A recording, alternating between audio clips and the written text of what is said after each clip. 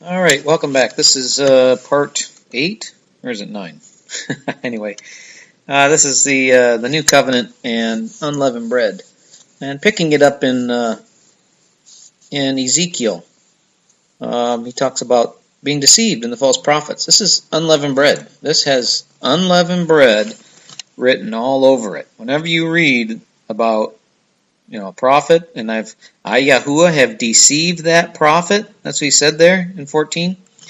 When he says that, he's testing you. He said he would test you. And go back and read in Deuteronomy 13, and he tested a prophet before in 1 Kings. So this is the part of getting leaven out of your house. It's not like the Jews running around. Oh, you might miss a crumb. The crumb you're missing is the camel that got in under the tent. That's what you're missing. You're missing the Jew. You got to get the Jewish, guy out if he's not doing this. If he's killing a lamb and doing what the law actually says, great. If he's following the religion, the Jewish religion, no, they're doing Seder meals, or Christians doing, bunnies and rabbits and eggs. Well, going on, he says, I'll stretch out my hand upon him and destroy him. 14:10.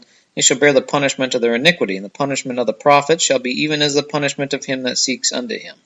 So if you seek to the lying 13th Apostle Paul, and a lot of these Messianics have this problem, and Christians and Catholics, you'll be punished, just like he will be punished. Why? Because he doesn't keep the law. He tells you don't have to be circumcised when you do. You don't have to keep Passover. Let no one judge you about holy days.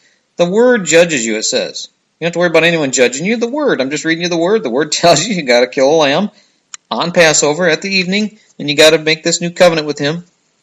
And it's nothing like communion. They teach communion, lies. That's just all lies from Paul.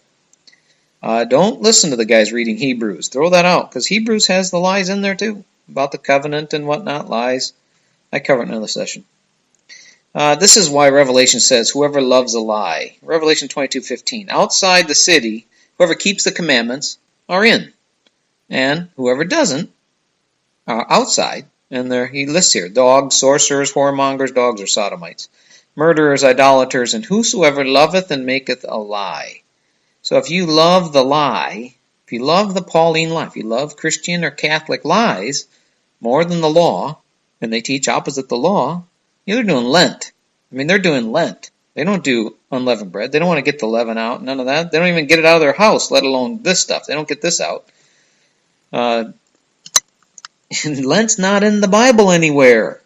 It's not in there. I don't know. It's amazing. It's amazing. Exasperating is what it is. 14:11. That the house of Israel may go no more astray from me. Why he's doing all this? So you're not polluted with all your transgressions. When you transgress the law or his ordinances, you're polluted.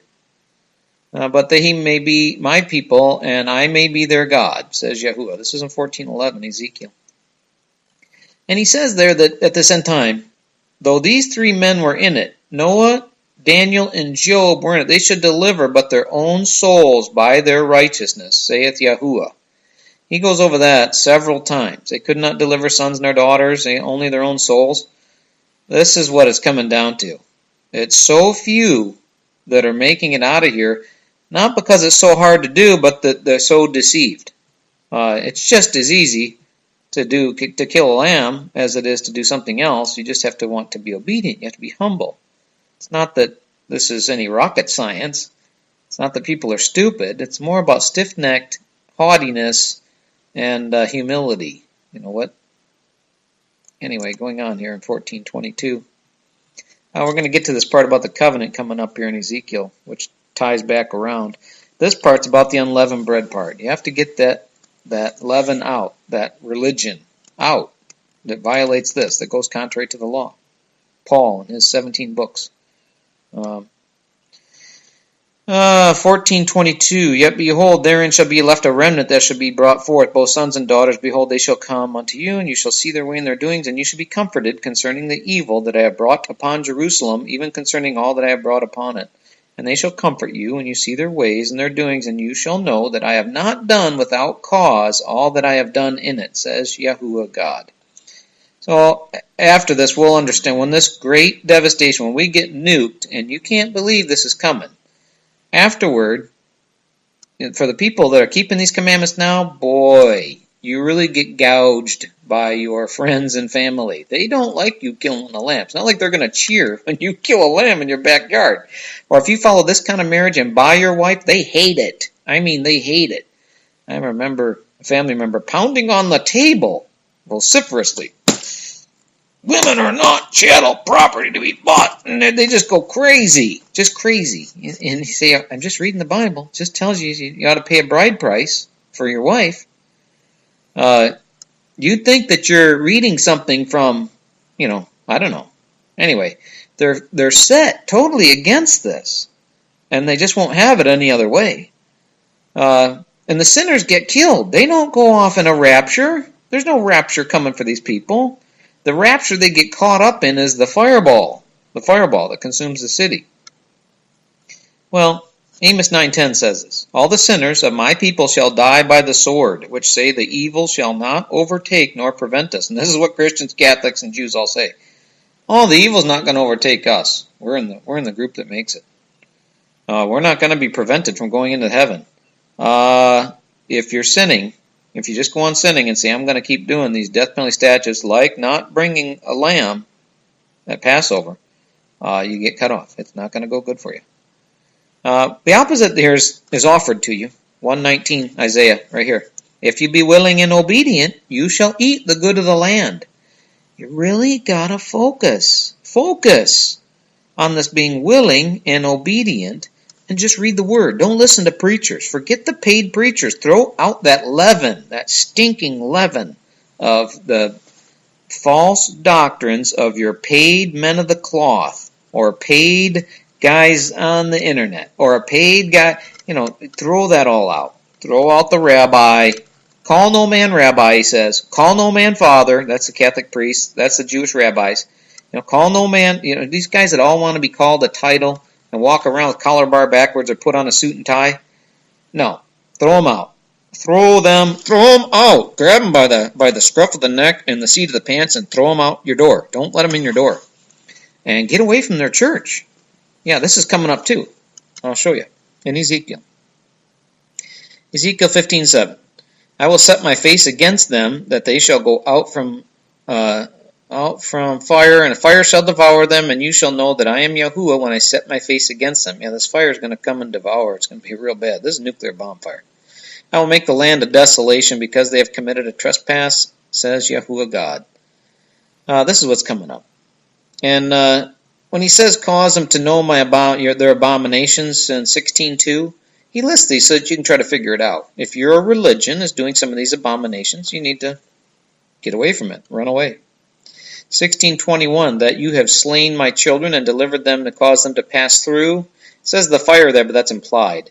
I think it's talking about passing through the matrix, passing through the legs of the woman prematurely and killing it. This is abortion he's talking about.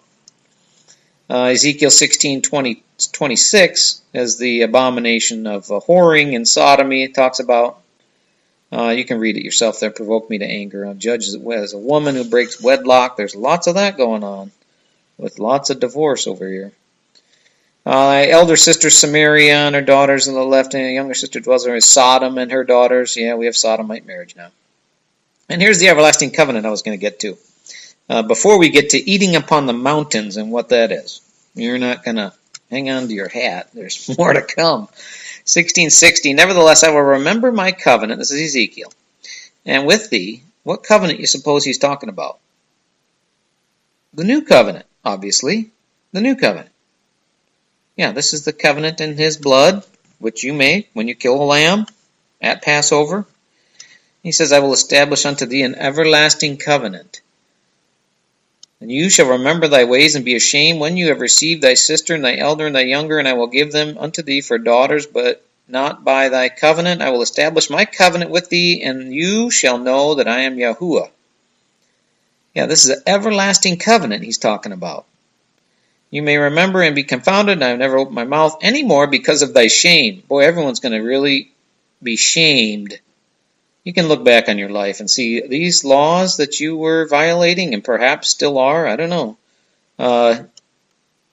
It's this shame. Oh boy, everyone in the kingdom, it will shut our mouths, won't it? We won't open our mouth anymore. When I am pacified toward thee for all that I have done. And this eating upon the mountains comes up here. Eating upon the mountains. In Ezekiel 18, verse 6, it says, he has eaten upon the mountains. This is one of the sins that gets you cut off. And what is it? Well, I looked up the definition of this in the NAB. It says partaking or to partake of ritual meals at heathen high places. Ritual meals at heathen high places. What is that? Well, the high places are churches and synagogues, those kind of things. Now, synagogues they try to keep low, but same idea. Ritual meals. Churches, they're trying to get the highest steeple. Usually the Catholics have the highest steeple in town. It's the highest high place in town. And the ritual meal, well, this is Seder meals or Easter meals or communion. That's what these are. These are the heathen ritual. Easter's a heathen pagan fertility goddess holiday.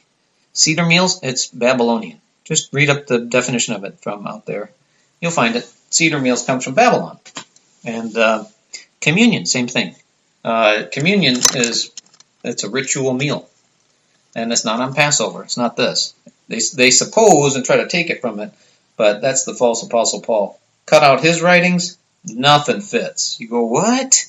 What happened to communion? Oh, that was just Paul. That's all it was. Going on in 1827, again, when the wicked man turns from his wickedness that he has committed. Now, this is Ezekiel giving you what they call the gospel.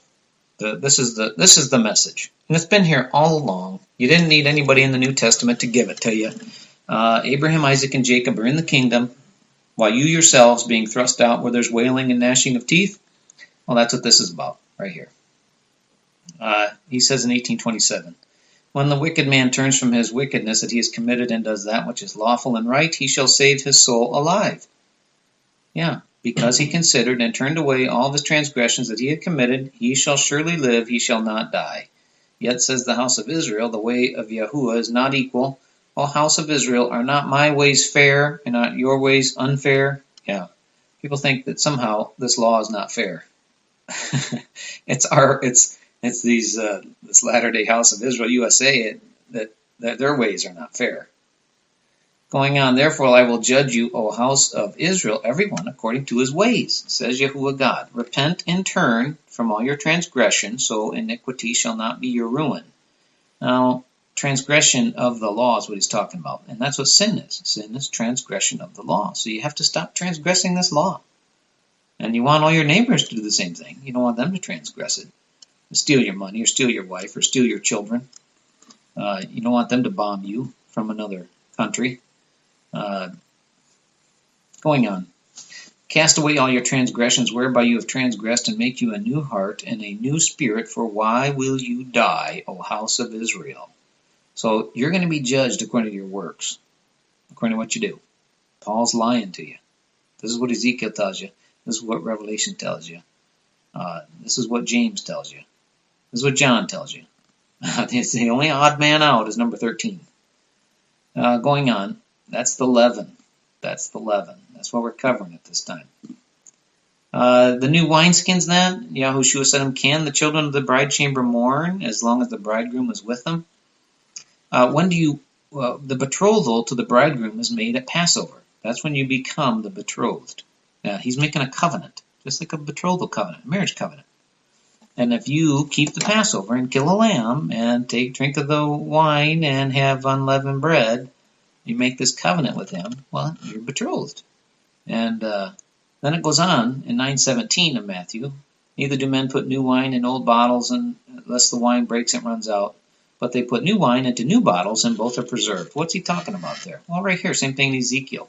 Make you a new heart and a new spirit. Yeah, wine is a spirit, so liquor, what we call food and spirits. And you put that into a heart. You have to make a new heart, a heart that wants to keep these laws, that wants to serve Yahuwah, that wants to be obedient, willing and obedient. You have to be willing. Okay, I'll do it. I'll do whatever he tells me, even if it seems strange from what we've been doing. We'll pick it up there next time. Hallelujah. Hallelujah. All right, welcome back.